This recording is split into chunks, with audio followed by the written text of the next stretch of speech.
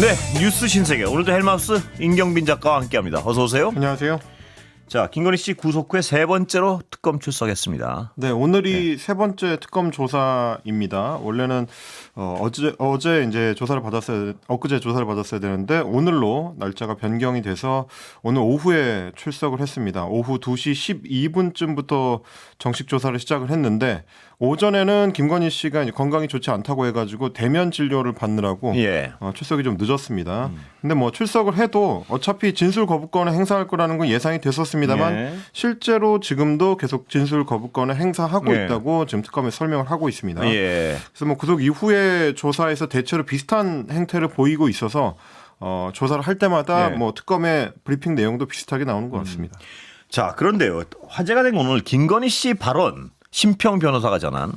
심평 변호사 뭐 이러이러도 이상한 어떤 말들을 한 걸 전했는데 또 김건희 씨는 그게 또 내가 한 말도 아닌데 뭐 이상한 얘기를 하고 다닌다는 식으로 얘기하고 이게 뭡니까 진실이? 뭐 특검에서는 말을 안 하는 김건희 씨가 이제 접견을 할 때는 많은 말을 하는 모양입니다. 어제 저희가 잠깐 소개해드렸던 이제 심평 변호사의 페이스북 계정 거기서 이제 적어놨던 옮긴 말에 따르면 김건희 씨가 한동훈 전 국민의힘 대표를 향해서 한동훈이 어쩌면 그럴 수가 있느냐.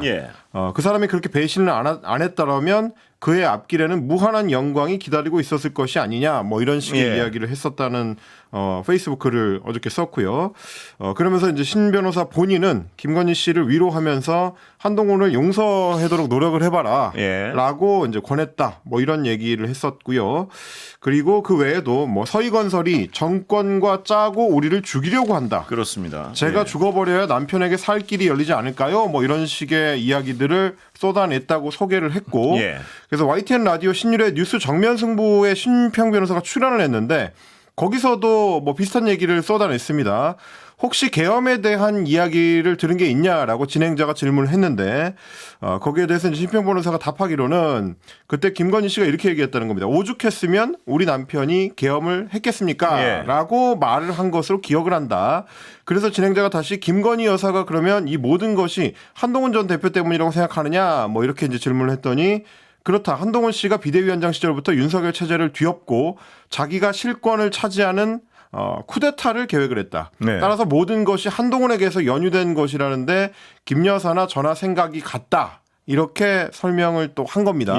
그러니까 뭐 라디오 출연 내용하고 페이스북 게시 글을 좀 종합을 해보면 김건희 씨가 직접 한 얘기들도 상당 부분을 이제 심평 변호사가 전했지만 동시에 심평 변호사가 이야기를 듣고 본인이 해석한 것도 또 이제 방송을 통해서 소개를 한 뭐 그런 양상이 된 겁니다.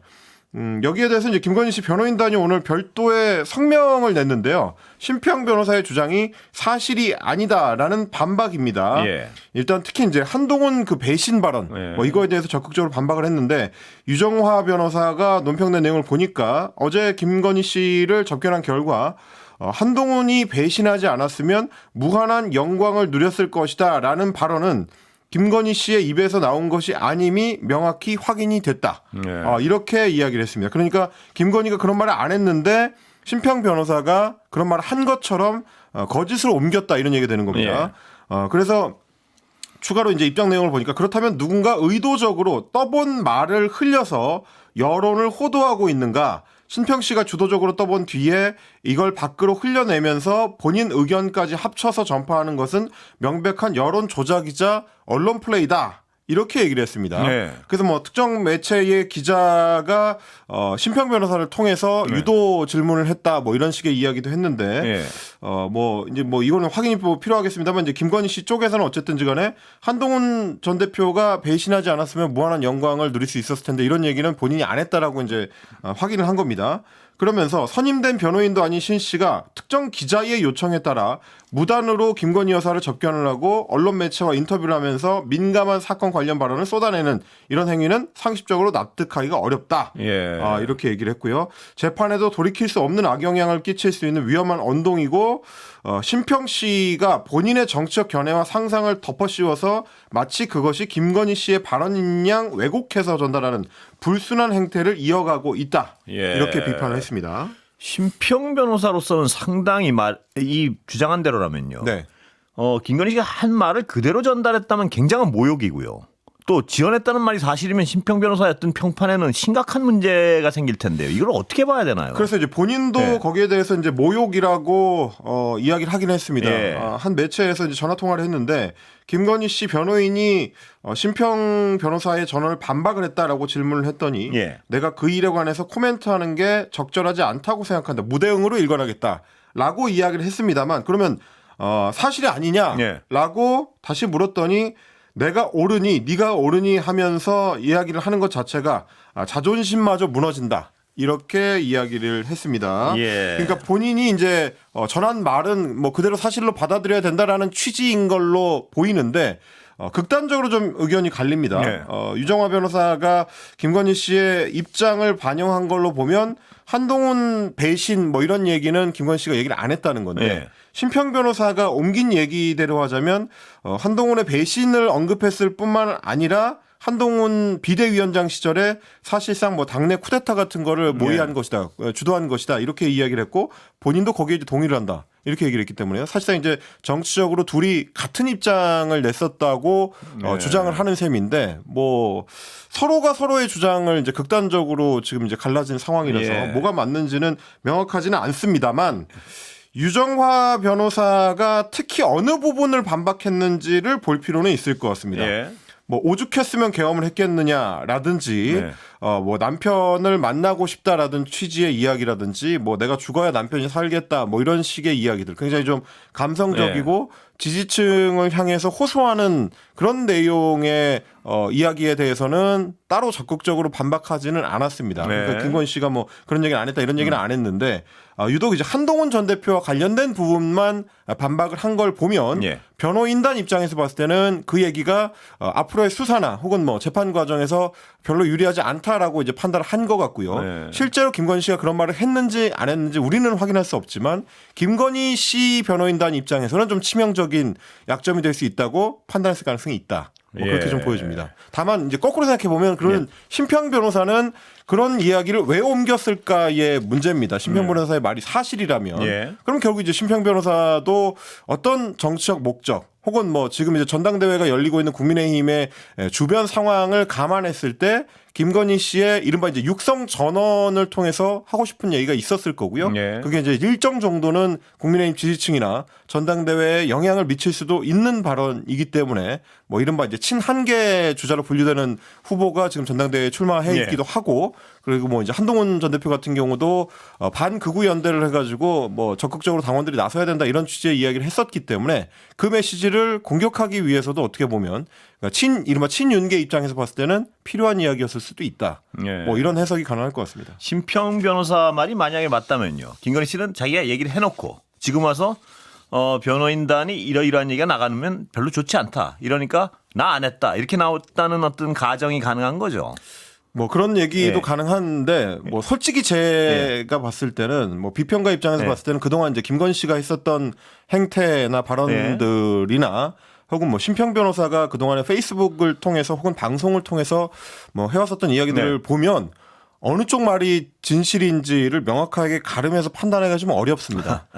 두 사람 다 굉장히 좀 과장하는 화법을 많이 사용하는 뭐 사람들이고 그 이야기에 좀 이른바 이제 MSG라고 하죠. 뭐 조미료가 부과되는 경우들이 상당히 좀 많았었기 때문에 어느 한쪽이 사실인지 저도 사실 잘 모르겠는데 그래서 이제 양쪽 그 입장을 다 반영해서 해석을 해드린 겁니다. 아마 김건희 씨가 그런 얘기를 했는데도 이렇게 반박을 하는 거라면 법정에서의 곤란함을 고려했을 것 같고 심평 변호사가 만약에 그런 말을 듣지도 않았는데도 옮기는 척했다면 그거는 결국 전당대회나 이제 야권에서의 어떤 정치적 목적 뭐 이런 게 이제 반영이 됐을 것이다. 뭐 이런 해석을 드릴 수밖에 없습니다. 그 중간쯤을 보면 김건희 씨가 그 비슷한 얘기를 했고 심평 변호사가 과장했고 뭐 이런 상황도 가능하고 하여튼 모든 상황이 가능하군요. 누가 일방적으로 완전히 거짓말을 했다기보다는. 다만 한 가지 이제 확실한 거는 심평 변호사의 접견 자체는 김건희 씨의 뭐 수사 전략이나 수사에 이제 대응하는 전략이나 법정에서 어떻게 대처할 것인지에 대한 전략과 관련해서는 거의 아무런 의미가 없는 행동이거든요. 그 접견 행위 자체가. 그럼 결국 그거는 이제 정치적인 의미를 갖는 뭐 혹은 뭐 개인적 의미를 갖는 차원의 것들이기 때문에 만날 때는 어쨌든 양쪽의 이해관계가 맞아 떨어지기 때문에 만났을 텐데 뭐 이제 와서 보면 어느 한쪽에서는 주워 담아야 되고 어느 한쪽에서는 그렇습니다. 억울함을 호소해야 되는 뭐 이런 차원이 아닌가 싶습니다. 예. 자, 김건희 씨가 또 윤석열 씨 체포 뒤에 경호처를 질책했다. 이건 뭡니까? 이것도 이제 새로 전해진 소식인데요. 한겨레에서 단독 보도한 내용입니다. 지난 1월에 윤석열 씨 체포 저지를 이제 경호처가 실패한 이후에 그러니까 이제 체포영장이 집행된 이후에 김건희 씨가 윤석열 당시 대통령이 체포될 때 대통령 경호처가 도대체 한 일이 뭐냐 이런 어떤 질책을 내놨다라는 겁니다. 그러니까 당신들이 못할 것 같으면 대비실, 그리고 대통령 비서실을 줄여서 얘기한 거라고 하는데요. 대비실은 막고 싶어 했는데 당신들이 한다고 해놓고 결국 못 막지 않았느냐 이런 취지의 이야기를 했다고 합니다. 경호처가 못 막을 거였으면 막는다고 하지를 말지 대비실은 막고 싶어 했다. 이런 취지로 대통령 경호처 관계자한테 지난 2월 초에 쏟아냈다고 합니다. 그리고 이제 대통령 경호처 관계자한테 했었던 얘기 중에 하나가 또 윤석열이 아니라 대통령을 위한 일이다. 체포영장 집행을 막는 거는 대통령을 지키는 이다. 뭐 이런 식의 이야기를 했다는 겁니다. 물론 뭐 본인의 남편 일이니까 절박하며 여러 이야기를 했을 수도 있겠습니다만 아시다시피 이제 민간인 김건희 씨는 대통령 경호처 인사들한테 어떤 얘기를 뭐 명령하거나 부탁을 할 수 있는 위치에 있는 상황은 아니었는데 사실상 마치 지휘자처럼 대통령 경호처 관계자들을 닥달을 했다. 뭐 이런 이야기고요. 또 한 가지 주목해 볼 만한 점은 이제 대비실이 막고 싶어 했다라는 점입니다. 역시 마찬가지로 부속실 관계자가 아닌 다음에는 김건희 씨가 이제 민간인 신분으로 대통령 비서실의 참모들이 어떤 생각을 하고 있는지 알 필요도 없고 알 수 없어야 되는데 뭐 그런 걸 알고 있다라는 얘기는 김건희 씨가 이제 대통령 비서실의 주요 인사들하고 계속 소통을 하고 있었다라는 얘기고 실제로 이제 성사명 당시 행정관을 비롯해서 여러 대통령실 행정관들이 그 당시 이른바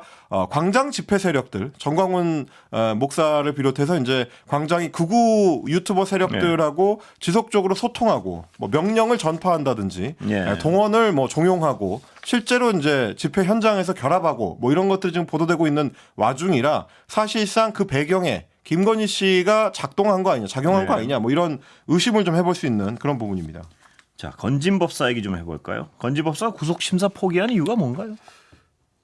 포기한 이유가 이제 본인 말에 따르면 이런 겁니다. 뭐 말씀을 좀 더 정리를 해드리자면 이제 오늘 오전에 구속 전 피의자 신문이 열렸는데. 건진법사는 이 자리에 나오지를 않았습니다. 이제 출석을 포기를 했습니다. 그래서 사실상 이제 구속영장을 받아들이는 걸로 생각이 되는데 그래서 이제 구속영장 실질심사 자체가 특검팀 사람들만 출석을 한 채로 금방 끝났습니다. 8분 만에 종료가 됐고요. 그래서 이제 일방적으로 특검팀 쪽에서 준비한 자료만 법원에 전달이 이루어졌습니다. 영장 실질심사를 참여하지 않기로 결정한 이유를 뭐 기자들이 물었는데 여러 매체에서 비슷하게 보도가 됐습니다. 오늘 연합뉴스에 나온 내용을 보니까 본인 때문에 그러니까 건진법사 본인 때문에 여러 사람이 고초를 겪는 상황을 견딜 수가 없고 당연히 그래서 본인도 잘못돼야 한다고 생각하는 만큼 구속을 받아들이기로 했다. 뭐 이렇게 이야기를 했습니다. 그러니까 주변 사람들이 다 잡혀갔는데 나만 이제 혼자 밖에 남아 있을 수 없다라는 취지로 이야기를 했다는 거고요. 뭐 실제적으로 보면 많이 알려진 내용들, 그러니까 보도된 내용들만 하더라도 어차피 구속영장 실질심사를 받아도 구속을 피하기 어려울 것이다. 뭐 이런 판단을 한 걸로 보입니다. 주로 지금 이제 건진법사 전성배 씨 같은 경우는 이른바 이제 김건희 씨 뇌물수수 의혹과 관련해서 윤영호 전 통일교 세계본부장이랑 계속해서 소통을 해왔는데 그 뇌물들을 직접 전달받은 당사자가 또 전성배 씨기도 하고요. 뭐 그러다 보니까 윤영호 씨가 구속된 상태에서 본인이 구속되지 않을 가능성은 높지 않을 걸로 판단을 하고 수사에 협조를 하기로 결정한 것 아니겠느냐. 뭐 이렇게 지금 예측해 볼 수는 있을 것 같습니다. 일단 지금 전성배 씨 같은 경우는 법원 심사를 대기하기 위해서 이제 특검 사무실에 나왔다가 지금은 신문이 종료된 이후에는 서울구치소에 가서 지금 유치돼 있는 상태고요. 결정이 나오면 서울구치소에 수감될 걸로 보입니다.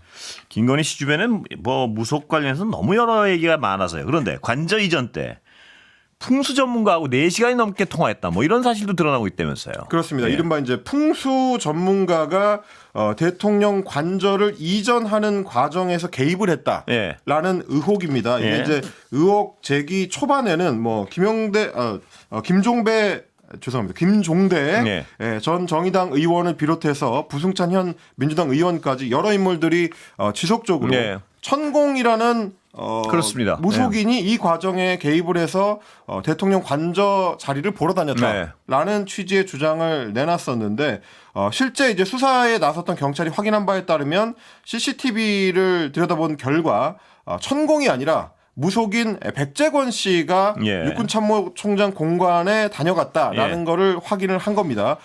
백재권 씨는 유명 정치인을 동물에 비유한 이른바 이제 동물 관상학으로 생활에 알려진 인물이고요. TV 예능 프로그램에도 종종 출연을 했었던 이쪽 업계에서는 상당히 좀 유명인이기는 합니다.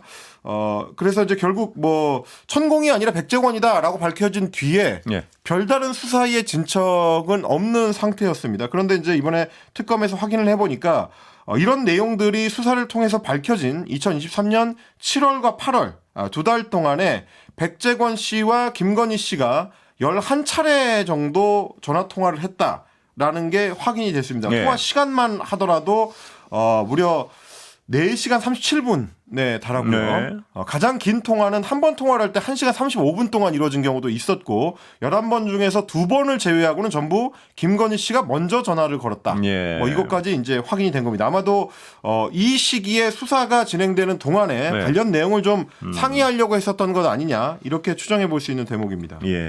자, 검찰 인사 있었죠? 네, 오늘 중간급 검찰 중간급 간부 인사가 있었는데요. 고검 검사급 검사 665명, 일반 검사 30명을 합쳐서 총 695명에 대한 전보 인사가 나왔습니다.